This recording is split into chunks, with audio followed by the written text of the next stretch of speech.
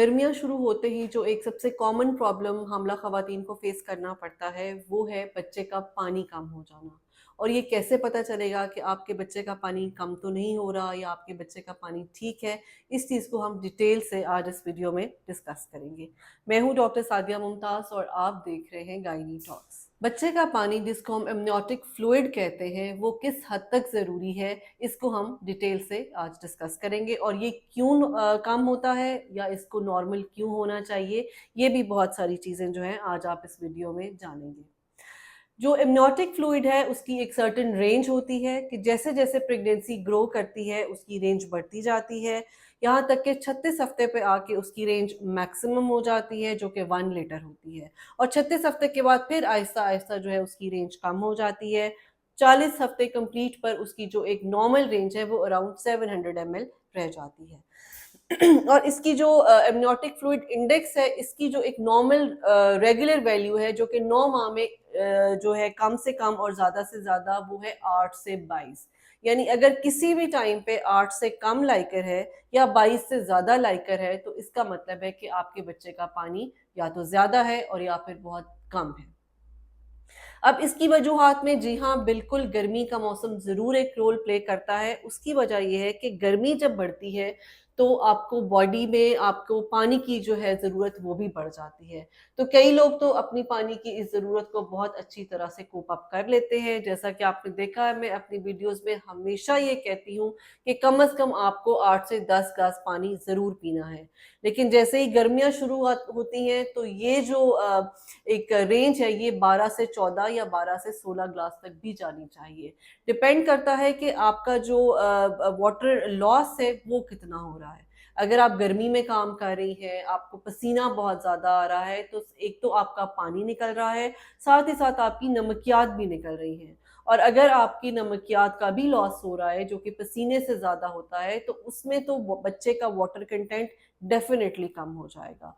सो ऐसी सूरत हाल में अगर तो आपको blood pressure, high blood pressure का प्रॉब्लम नहीं है, तो डेली आपने ओआरएस का एक जग बनाकर ज़रूर पी लेना है, ताकि जो नमकियात आपके ज़ाया हुए हैं वो रिप्लेनिश हो सके। अब आते हैं वो क्या वजूहात हो सकती हैं कि जिनकी वजह से बच्चे का पानी कम होता है।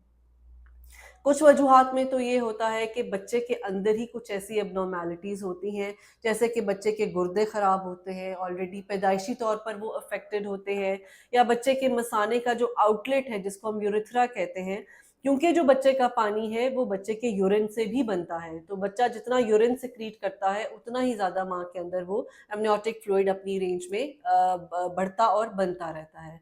सो अगर बच्चे की यूरेथ्रा में ब्लॉकेड है, वो यूरिन पास नहीं कर रहा, तो भी जो एमनियोटिक फ्लूइड है बच्चे का पानी कम होगा, बल्कि उससे वो बच्चे के पेट में जो है, जो मसाने में यूरिन जो है वो भरता रहेगा। और ये चीज़ें आपको अल्ट्रासाउंड पर ही पता चल सकती हैं, जो कि 5वें महीने पे जब एनोमली स्कैन किया जाता है, तो कैटेगोरिकली बच्चे की जो किडनीज़ हैं और ब्लैडर है, उनको ज़रूर देखा जाता है। और अगर आपका एनोमली स्कैन ठीक आया है और उसके बाद आगे जाके कुछ प्रॉब्लम्स हुई हैं, तो डेफ़िनिटली फिर वो बच्चे की अंदर की एब्नॉर्मैलिटीज़ नहीं है।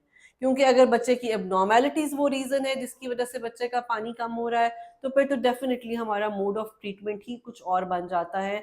हम पेशेंट को अल्ट्रासाउंड की रिपोर्ट के साथ न्यूनेटोलॉजिस्ट के पास भेजते हैं, यानी जो कि चाइल्ड स्पेशलिस्ट होते हैं। वो उस रिपोर्ट को गौर से देखकर फिर जो भी मैनेजमेंट एडवाइस करते हैं, उसको फिर हम फर्दर फ़ॉलो करते हैं।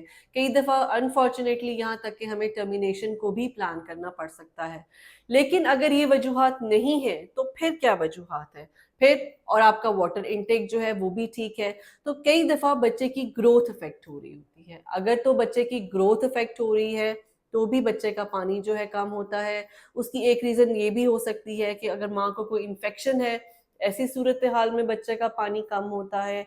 माँ को कहीं लीकेज हो गई है, वाटर जो है वो लीक हो रहा है, लेकिन जो हामला खातून है वो उसको सिंपल एक वेजाइनल डिस्चार्ज समझ के इग्नोर कर रही हैं। ये भी एक रीज़न हो सकती है कि बच्चे का पानी जो है वो कम हो रहा है। माँ को अगर हाई ब्लड प्रेशर का प्रॉब्लम है, तो उसमें भी जो है बच्चे का पानी कम होता है। साथ ही साथ प्रेगनेंसी जो है एक ऐसी कंडीशन है, एक ऐसी सिचुएशन है जिसमें ब्लड जो है ऑटोमैटिकली गाढ़ा हो जाता है। कुछ ऐसी ख़वातीन जिसमें ब्लड एक नॉर्मल अमाउंट से ज़्यादा गाढ़ा हो जाता है, उनकी जो प्रेगनेंसी है उसमें भी बच्चे का पानी कम होता है। अब ये सारी वजूहात जो है अगर तो फॉर्चुनेटली टाइमली जो है एड्रेस हो जाएं, डायग्नोज हो जाएं, तो फिर तो इसकी मैनेजमेंट हम बहुत अच्छी तरह से चला लेते हैं। लेकिन ये कैसे एड्रेस होगी, उसके लिए आपको डॉक्टर के साथ अपने विजिट्स को रेगुलर करना होता है। अगर आपके विजिट्स डॉक्टर के साथ रेगुलर नहीं है तो ऑब्वियसली आपको ये पता नहीं चल सकता कि आपके बच्चे का पानी कम है, या ये ज़रूर है कि आपको पेट के हिसाब से आपकी जो नेबर्स हैं, आपके फैमिली मेंबर्स हैं, आपकी बहनें हैं who have been through the pregnancy, वो आपको ये ज़रूर बता सकती हैं कि तुम्हारे पेट का साइज़ जो है तुम्हारी प्रेगनेंसी के हिसाब से नहीं है।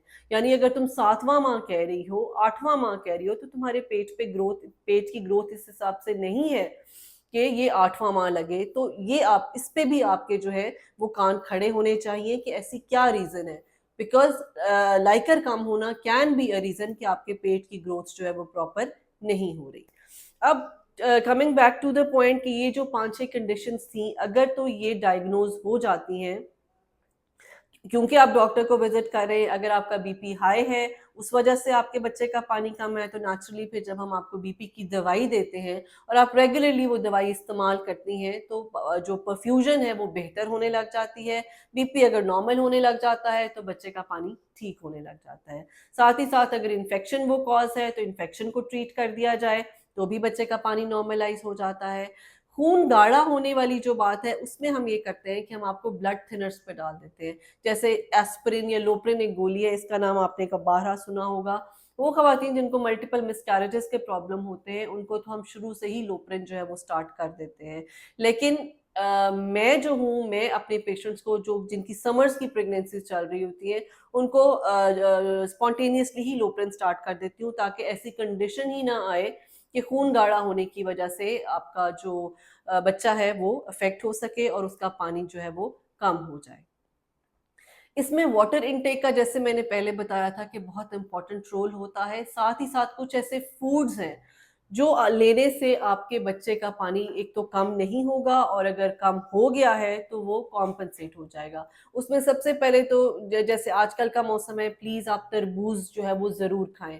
तरबूज से रिलेटेड जो मिथ्स हैं उनको मैं अपनी एक वीडियो में बहुत बुरी तरह से बस्ट कर चुकी हूँ। आप प्लीज़ वो वीडियो ज़रूर देखें और तरबूज खाएं।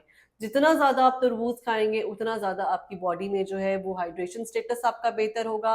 अगर आपके बच्चे का पानी कम है तो आपका जो वाटर है वो रिप्लेनिश हो जाएगा। अगर आप नारियल पानी पीना चाहती हैं, पसंद करती हैं, तो हफ्ते में 3 दिन जो है नारियल पानी ज़रूर पिएं। खरबूजे खाएं, खीरे खाएं, केले खाएं, दही, अंडे, और यहाँ तक कि हैंडफुल ऑफ पीनट्स यानी मूंगफलियां अगर आप खा सकती हैं तो वो भी ज़रूर खाएं। इन सब में एल आर्जिनिन पाया जाता है जो कि बच्चे के अंदर उसके वाटर की अमाउंट को बहुत अच्छी तरह से पूरा करता है। हरे पत्तों वाली सब्जियां खाएं, उसमें पालक आती है, खीरे आते हैं, सारे वो फ्रूट्स हैं जो बहुत वाटरी फ्रूट्स हैं, जिसमें आड़ू आते हैं, खुबानी आती है, स्ट्रॉबेरी आती है। ये सारी चीज़ें आप नंबर वाइज करके लिखिए और डेली के तौर पर आप 1 बोल ऑफ एवरीथिंग अगर आप ये लेंगे डेली बेसिस पर, तो आपके बच्चे का पानी कम नहीं होगा।